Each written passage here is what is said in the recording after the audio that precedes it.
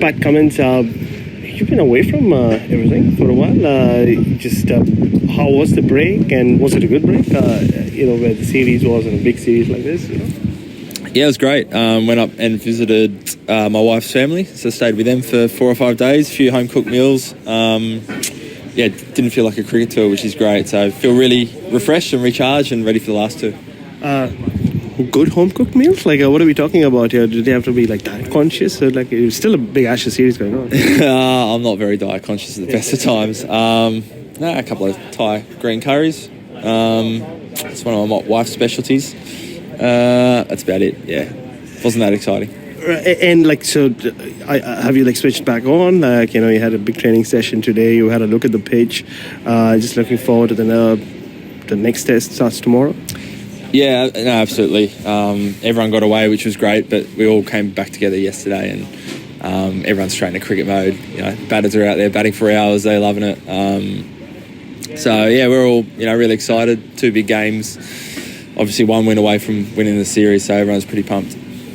So have you had time to just reflect on Headingley because the break came right after, and what the little things that could have gone your way, because you did run them close even though you're defending 251. I had a little bit of a think about it. To be honest, not too much. I didn't think we played our best. I thought they outplayed us. So it was in some ways, getting as close as we did was probably should take confidence out of that. I think we've all played enough that when the little things you need to improve on, and it's good to have a freshen up and then really focus in for these last 2. When we got to Headingley, even 2 days out, there was live grass on the pitch. It looked greenish, and even once the test started, this looks a little different. I don't think it's as dry as Edgbaston, but you had a closer look at it. What do you make of it? Yeah, it's a bit of grass, but it's not as green as Headingley.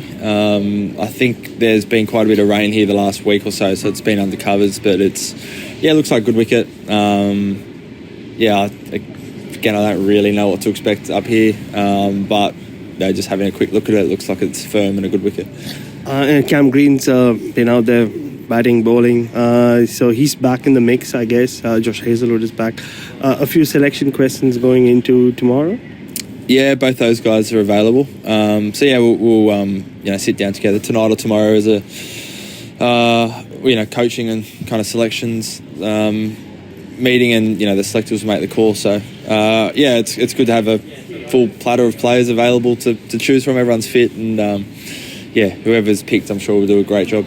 There's been a lot of talk about fitting in both the all-rounders as captain. Obviously it's out of your hands, but do you see that happening? Can you see a circumstance where it does happen and say you don't play the spinner?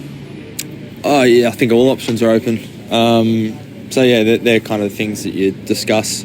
I think when you get into details of how you'd use bowlers in what situations, that's kind of normally helps with clarity of who the final batting or bowling lineup ends up being.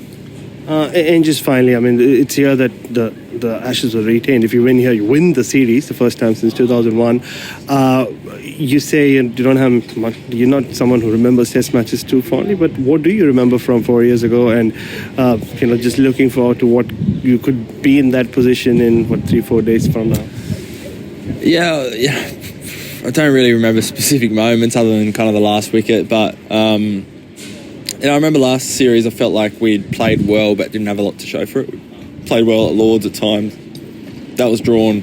Played well at Headingley, and obviously lost that one. So I just remember getting really late in the day and feeling like it was another opportunity was slipping us by. So to get the final few wickets and retain it was just really, really satisfying. Oh, it's just one final question, footy question, of course. Yeah, you got former footy manager with you. So what's it been like having him around, and what kind of chats have you had with him?